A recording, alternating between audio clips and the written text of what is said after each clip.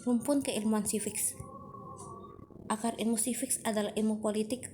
Secara akademik, ilmu politik merupakan akar keilmuan dari PKN, terutama mengambil porsi demokrasi politik dari ilmu politik. Civics terdiri dari ilmu hukum, filsafat moral, ilmu politik. Penjelasan ilmu politik sebagai akar keilmuan civics. Tujuan civics smart and good citizen, rasionalisasi pembangunan bangsa, pemberdayaan warga negara, stimulus politik kewarganegaraan, citizen empowerment, civil society. Pendidikan politik. Cakupan ilmu politik dalam muatan civic terdiri dari ilmu politik dan berfokus pada demokrasi.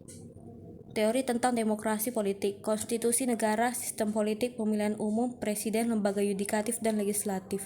Output dari sistem demokrasi politik, makmuran umum dan pertahanan negara, perubahan sosial.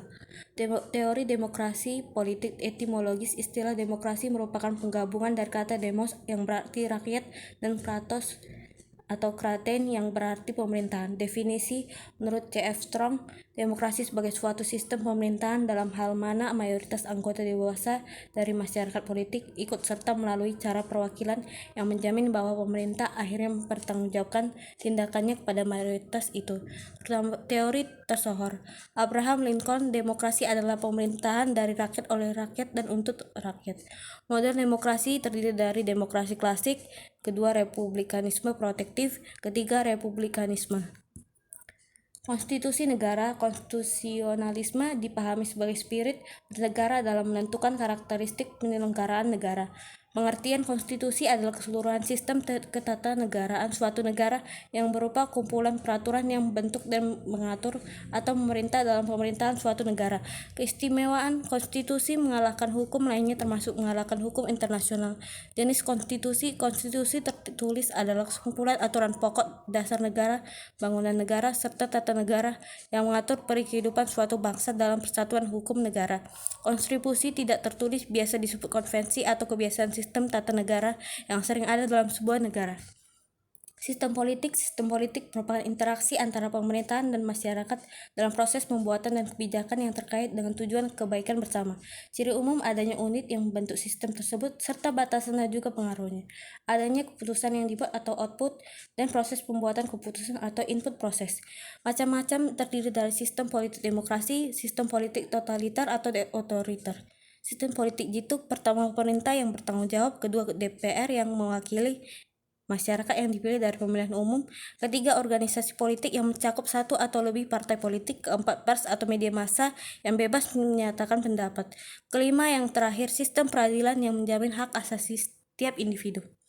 Pemilu. Pengertian pemilu adalah sarana pelaksanaan kedaulatan rakyat yang dilaksanakan secara langsung, umum, bebas, rahasia, jujur, dan adil dalam negara kesatuan Indonesia berdasarkan Pancasila dan Undang-Undang Dasar Negara Republik. Jenisnya yaitu sistem pluralitas atau mayoritas, sistem proporsional, sistem campuran. Tujuan pemilu sebagai implementasi kedaulatan rakyat, pemilu sebagai sarana pembentuk perwakilan politik, pemilu sebagai sarana penggantian pemimpin secara konstitusional. Keempat, pemilu sebagai sarana partisipasi politik masyarakat.